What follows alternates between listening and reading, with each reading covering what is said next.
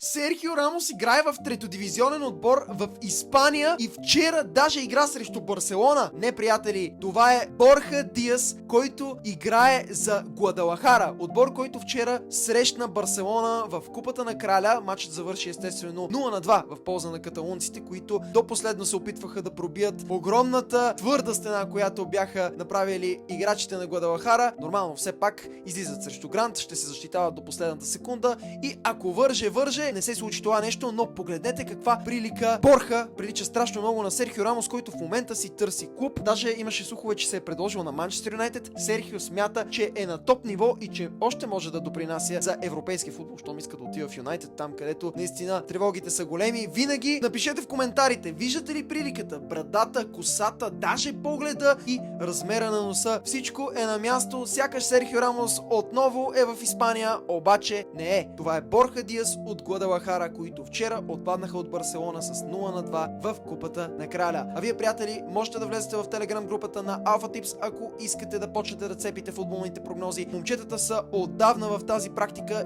и знаят как да ви дадат най-добрите съвети. Влизайте при тях, няма да съжалявате.